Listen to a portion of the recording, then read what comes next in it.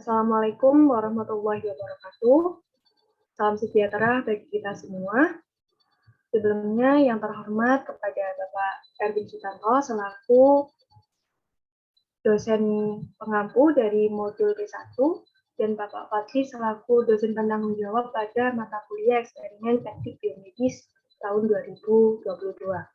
Di sini kami dari kelompok B3 dari kelas T3 akan mempresentasikan hasil dari webinar yang telah kami ikuti sesuai dengan modul P1 Safety Device dengan judul Seizure Detection and Alarms Safety Device for Epilepsy. Next. Di mana anggota kelompok dari B3 sendiri, yang pertama ada Reza Umam Nur dengan NIM akhir 012, ada Aral Maratun Nadiro dengan NIM akhir 15, dengan saya sendiri, Melina Wahyudi dengan NIM akhir 017, Widya Rahma dengan NIM akhir 018, dan Winanda Reza Aulia dengan NIM akhir 19. Untuk informasi dari webinar ini, yaitu telah dilaksanakan pada tanggal 13 April 2022, yang diadakan oleh EFEPA, It's Your Epilepsy.com, Brain Recovery Project, and Equipment OT, dengan pematerinya sendiri adalah Sarah Dev, yaitu seorang yang telah bekerja di rumah sakit anak pada daerah Philadelphia selama 8 tahun terakhir, di mana pada 2 tahun terakhirnya itu sebagai praktisi, perawat, dan sekaligus sebagai sukarelawan aktif pada EFEPA. Next. Pada webinar kali ini, terdapat 3 topik bahasan utama, yaitu terkait alat pendeteksi kejang dan cara kerjanya. Yang kedua ada perangkat respon dan kejang implan. Dan yang ketiga adalah peran dari anjing pelayan itu sendiri. Next. Untuk topik pembahasan pertama yaitu alat pendeteksi kejang dan cara kerjanya. Next. Nah, di mana pada webinar ini disebutkan terkait urgensi dari alat pendeteksi kejang itu sendiri, terdapat beberapa poin penting. Yang pertama adalah sebagai pertolongan pertama dengan memberikan jahitan untuk membantu selama terjadinya kejang. Yang kedua adalah sebagai peringatan untuk keluarga pasien dalam memberikan obat saat akan terjadinya kejang pada pasien tersebut. Yang ketiga, mampu mencegah aspirasi pada saat sekresi agar terlindungi pada saat cedera. Dan yang terakhir adalah mampu untuk membantu dalam mencegah kejang saat terjadi pada malam hari, sehingga anak-anak dapat kembali ke tempat tidurnya sendiri dan berdampak pada kualitas tidur anak dan orang tua yang akan menjadi lebih baik daripada sebelumnya. Next. Untuk bahasan selanjutnya akan dijelaskan oleh rekan saya, Widya. Baik, selanjutnya bagaimana alat itu bekerja. Jadi di sini terdapat 2, yaitu fitur yang sering digunakan, yaitu ada berbagai macam seperti EEG, EDA atau electrodermal activity, dan juga bisa mengatur suhu, yaitu temperatur, accelerometer, dan EKG yang bisa digunakan untuk mengukur heart rate, lalu ada EMG, dan juga ada fitur video, dan juga bisa mengukur movement atau perpindahan. Sedangkan untuk bagian yang fitur yang tidak sering digunakan itu seperti mengukur respirasi dan bisa mengukur juga level hidrasi. Kemudian ada fitur lokasi atau berupa GPS, dan ada fitur sound atau suara, dan self-report atau bisa mencatat dari diri sendiri, dan juga bisa mengukur kualitas tidur. Selain itu juga terdapat fitur dari level hormon dan juga dari levels dari glukosa seseorang. Selanjutnya terdapat alat yang berupa Inspire by Smart Monitor for Smartwatch. Nah, di sini merupakan alatnya Jadi fungsi dari alat ini alat ini bisa mendeteksi gerakan dan bisa memberikan monitor peringatan. Alat ini terdapat berbagai macam fitur yang seperti dapat merekam detak jantung. Kemudian hasil sinyal yang telah diukur juga dapat dikirim sinyal Bluetooth ke pengguna HP. Dan juga terdapat fitur dari pengingat jadwal pengobatan. Di sini juga terdapat sensor, yaitu menggunakan sensor accelerometer dan juga sensor lokasi. Next. Baik, selanjutnya akan dijelaskan oleh rekan saya. Baik, selanjutnya adalah alat Embresto by Empatica. Nah, fungsi dari alat ini yaitu untuk deteksi dan peringatan. Embresto ini merupakan satu-satunya perangkat yang dapat dikenakan di pergelangan kaki atau pergelangan tangan yang disetujui oleh FDA untuk epilepsi. Alat ini mendeteksi kemungkinan kejang-kejang dan langsung mengingatkan kepada pengasuh serta membantu penderita epilepsi mendapatkan bantuan saat mereka paling membutuhkannya. Untuk sensor yang digunakan yaitu ada electrodermal activity atau EDA,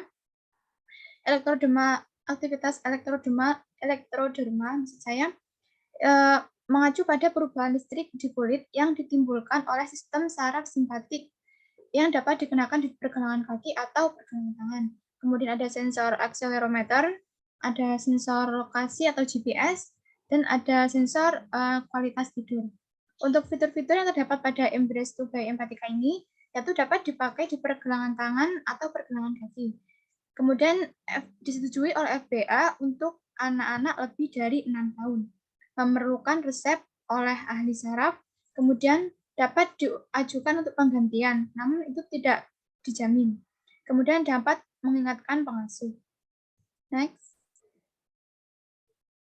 Kemudian ada alat Brain Sentinel. Brain Sentinel ini memanfaatkan sinyal EMG pada otot. Fungsinya yaitu untuk memonitor secara non-invasif yang terus-menerus merasakan dan memantau sinyal SEMG yang mencerminkan aktivitas di korteks monitor otak. Brain Sentinel ini dipasang secara non-invasif pada otot bicep dengan sensitivitas yang sangat baik dan dapat menjadi pilihan baik bagi penderita kejang tonik kronik umum karena dapat mendeteksi kontraksi otot yang terjadi ketika mengalami kejang. Untuk sensor yang digunakan yaitu ada sensor EMG dan juga self-report. Fiturnya sendiri yaitu memiliki sensitivitas yang sangat baik yaitu 76-95% untuk kejang tonik kronik umum. Kemudian ketika ditempatkan dengan posisi yang tepat, keakuratannya dapat mencapai 100% yang terjadi pada sekitar 20 pasien berdasarkan penelitian yang telah ditinjau. Next. Kemudian ada alat MFIT, yaitu berfungsi sebagai deteksi gerakan dan peringatan pengasuh. MFIT ini merupakan alat peracak tidur malam yang dilengkapi dengan fitur untuk merekam metrik tidur dan menganalisis data.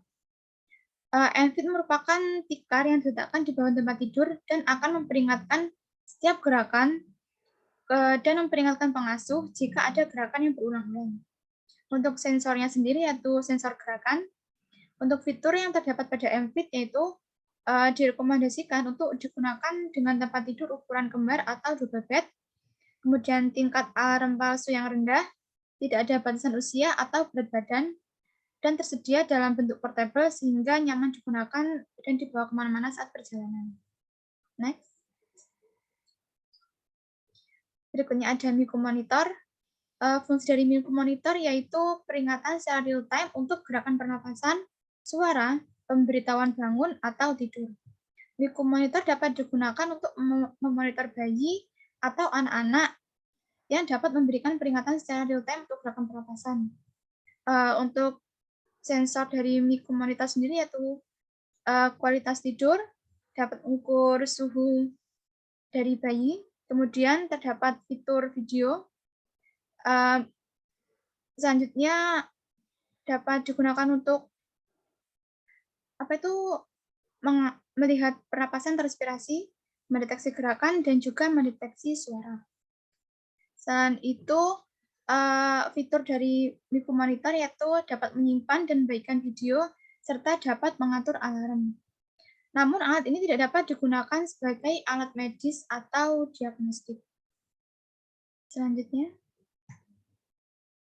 Baik, untuk selanjutnya akan dijelaskan oleh teman saya. Baik, akan saya lanjutkan di sini alat yang selanjutnya yaitu portable pulse oximeter. Nah, kegunaan dari alat ini yaitu untuk mengukur heart rate dan persentase oksigenasi darah. Nah, alarm ini bisa disetting untuk threshold tertentu sesuai dengan arahan dari tenaga medis. Lalu sensor dalam alat ini digunakan untuk membaca persentase oksigenasi darah dan juga heart rate. Untuk keterangannya, banyak kasus kejang memiliki peningkatan denyut jantung dan juga penurunan SpO2. Nah, perangkat ini kemungkinan akan memiliki banyak alarm palsu karena akan menyala jika terputus dari jari kaki atau jari tangan. Nah, alat ini adalah pilihan untuk mengukur detak jantung dan oksigenasi darah dan persentase oksigenasi darah pasien. Pengguna dapat mengatur ambang batas atau threshold-nya. Jadi, jika pengguna melihat seperti ada peningkatan yang sangat tinggi dalam detak jantung seseorang atau penurunan oksigenasi darah, mereka bisa menjadi tanda bahwa seseorang mengalami kejang. Akan tetapi, tentu saja jika perangkat jatuh atau terputus, maka sangat mudah membuat tingkat alarm palsu cukup tinggi. Nah, ini adalah alat dari portable pulse oximeter. Baik, selanjutnya adalah seizure tracker. Nah, untuk kegunaannya yaitu ini adalah sebuah aplikasi elektronik dan platform berbasis web untuk merekam video kejang bersama dengan informasi lainnya untuk dianalisis. Untuk sensor yang terdapat dalam aplikasi ini untuk merecord dari save record dan juga videonya untuk inputannya. Lalu untuk keterangan lebih lanjutnya, aplikasi ini portable untuk iPhone, Android, dan juga Alexa compatible, di mana Alexa ini merupakan fitur AI dari Amazon. Nah, aplikasi ini gratis sehingga bisa diakses untuk umum, lalu terdapat grafik informasi dan juga mengizinkan penyedia layanan kesehatan memiliki kunci untuk melihat informasi. Nah, seizure tracker ini adalah salah satu aplikasi favorit yang digunakan untuk pelacakan kejang. Memang aplikasi ini tidak dapat benar-benar mendeteksi kejang, tetapi dapat berguna untuk bisa mengambil video kejang dan untuk membantu pengguna dalam mengatur waktu kejangnya. Pengguna dapat menghubungkannya dengan Alexa dan meminta Alexa untuk melacak kejang dan itu akan memulai perhitungan waktu. Kemudian pengguna dapat mengatakan pada Alexa untuk berhenti melacak kejang. Nah, pengguna juga dapat memberikan kunci valet ke layanan kesehatan sehingga mereka kemudian dapat melihat informasi pelacakan kejang dan semuanya gratis. Mereka bersifat Epic compatible, jadi mungkin beberapa institusi juga memiliki fitur ini, di mana mereka dapat menghubungkannya ke grafik medis. Nah, elektronik medis mereka juga kompatibel dengan iPhone dan juga Android. Pengguna juga dapat melacak keton dan glukosa jika pengguna sedang mengalami jenis diet ketogenik. Kemudian aplikasi ini juga menggambarkan informasi dengan sangat baik sehingga sangat mudah untuk melihat seperti apa yang terjadi pada waktu kejang dan jika ada perubahan pada pengobatan tertentu apakah membantu atau tidak membantu. Jadi aplikasi ini sangat direkomendasikan untuk penderita epilepsi. Nah, Yayasan Epilepsi akan segera keluar dan lebih banyak perangkat seperti ini. Contohnya yang sudah ada bernama Eden dan perangkat yang disebut bernama Nil. Baik, selanjutnya adalah VNS. Nah, VNS ini merupakan perangkat implan yang berguna untuk stimulasi saraf vagus untuk pengobatan neuromodulasi untuk orang dengan epilepsi yang resisten terhadap obat. Nah, sensor yang digunakan berguna untuk mengukur EKG dan juga akselerometer. Nah, untuk keterangan tambahannya yaitu tambahan pengobatan untuk epilepsi yang resisten terhadap obat. Jadi untuk penderita yang resisten terhadap obat disarankan untuk menggunakan implan VNS ini. Lalu dapat memberikan stimulasi ketika penderita ketika mendeteksi peningkatan persentase detak jantung, dan terakhir tidak dapat waspada terhadap kejang, tapi berpotensi untuk meresponnya. Nah, seperti yang telah diketahui, terdapat beberapa perangkat implan yang ada di luar sana. Nah, salah satunya ini adalah VNS yang membantu dengan mendeteksi kejang. Jadi, VNS diperuntukkan untuk mereka yang memiliki epilepsi resisten terhadap obat dan digunakan sebagai terapi tambahan. Jadi, VNS adalah neuromodulasi yang dapat digunakan dan sebagai tambahan untuk memberikan stimulasi on-off pada waktu tertentu yang ditentukan oleh penyedia ataupun tenaga kesehatan. Nah, alat ini terus-menerus mendeteksi detak jantung seperti yang ada di tampilan berikut.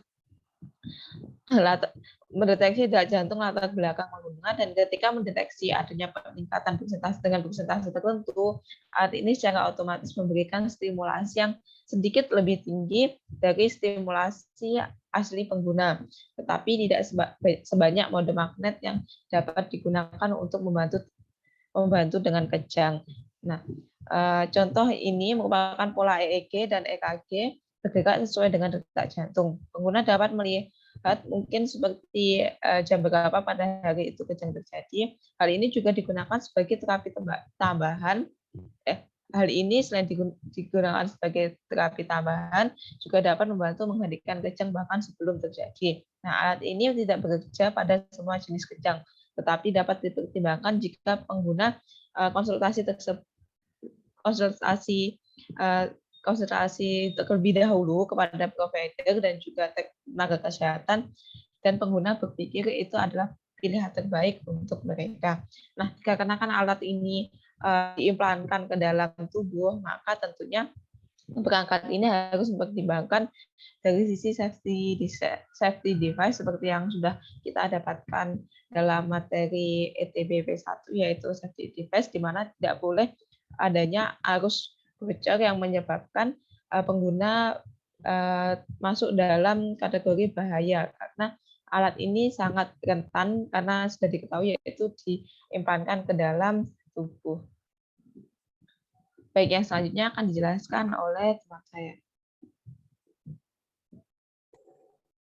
Baik, untuk selanjutnya yaitu ada RNS. Nah, RNS ini merupakan responsive neural stimulation.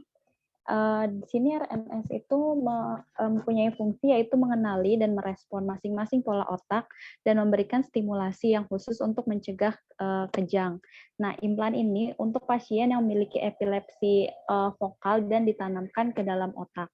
Untuk cara kerja dari implan ini yaitu alat ini memiliki 4 probe yang dipasangkan dan masing-masing probe dapat diberikan perintah yang berbeda. Hal ini untuk merekam pola kejang yang berbeda-beda, sehingga pada saat pola kejang berikutnya mendekati pola kejang yang telah direkam, maka alat langsung menstimulasi pada saat kejang itu berlangsung. Next. Untuk sensor dan fitur pada alat RNS ini yaitu menggunakan elektroencephalogram atau EEG, lalu ada self-report yang akan direkam oleh 4 probe tadi. Untuk fiturnya sendiri, untuk RNS ini yang pertama itu merekam dan mempelajari aktivitas kejang pada pasien, lalu ada memberikan stimulasi ketika kejang terdeteksi atau saat kejang terjadi, kemudian tidak terlalu mengkhawatirkan apabila saat kejang terjadi karena alat ini sudah merekam pada saat pertama kali terjadinya kejang dan akan akan mengenali kembali apabila kejang tersebut sama seperti pada kejang yang telah direkam. Kemudian tidak semua penderita epilepsi merupakan kandidatnya. Jadi tidak semua tidak semua pasien epilepsi bisa menggunakan alat RNS ini. Next. Kemudian yaitu ada anjing pelayan. Nah, anjing pelayan ini bukan sebuah implan ataupun alat. Di sini menggunakan media anjing yaitu hewan anjing sebagai pengingat atau waspada saat terjadinya kejang. Nah, untuk yang pertama yaitu ada anjing respon kejang. Nah, anjing ini dilatih untuk melakukan perilaku tertentu selama atau setelah pasien mengalami kejang. Anjing ini akan menggonggong untuk memperingati orang di sekitar saat atau setelah pasien kejang. Anjing lain mungkin belajar berbaring di sebelah orang yang kejang untuk menghibur atau melindungi pasien saat terjadinya kejang. Selanjutnya ada anjing waspada kejang. Nah, jenis anjing untuk ini yaitu menunjukkan perilaku tertentu sebelum pasien mengalami kejang. Meskipun benar bahwa beberapa anjing tampaknya dapat merasakan kejang pemiliknya, sebelum mereka memulai, ini jarang terjadi dan penelitian lebih lanjut diperlukan untuk memahami dan memverifikasi apa yang terjadi pada saat pasien terjadi kejang. Next.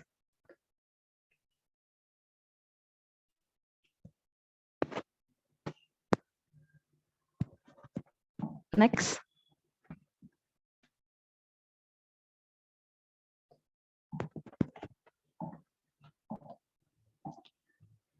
Nah, untuk studi kasus pada epilepsi ini, jadi terdapat seorang gadis penderita epilepsi. Gadis ini mempunyai sebuah anjing pelayan yang diberikan oleh keluarganya. Nah, untuk menangani kejangnya ini. Nah, untuk nama anjingnya sendiri yaitu London, dan ini telah mendapatkan izin dari keluarganya. Banyak organisasi penyedia anjing pelayan ini, salah satunya yaitu organisasi For Paws for Ability. Selain itu, terdapat beberapa organisasi terpercaya yang disarankan pada webinar ini, yaitu ada Canine Partner for Life, Canine Assistant, dan Susukehana Service Dog. Nah, untuk anjing yang dipakai oleh gadis ini yaitu dari organisasi For Paws for Ability. Nah, untuk anjing layanan kejang dapat melakukan hal sebagai berikut, yaitu memberikan ukuran kenyamanan bagi anak, lalu memberikan distraksi selama prosedur medis yang tidak menyenangkan seperti mungkin pengambilan darah. Lalu yang ketiga digunakan selama sesi terapi untuk bahasa Inggris atau sebagai sarana bermain untuk anak. Nah, untuk anjing pelayan ini memberikan penghiburan terhadap anak terlepas dari situasinya dan memberi gangguan atau distraksi agar saat sesi pengobatan untuk epilepsi ini anak akan merasa tetap nyaman. Nah, selanjutnya yaitu untuk webinar ini bukti kehadiran dari kelompok kami yaitu dinyatakan sebagai link register untuk mengikuti webinar epilepsi ini. Dan di sini kami cantumkan untuk link registrasinya pada saat webinar berlangsung.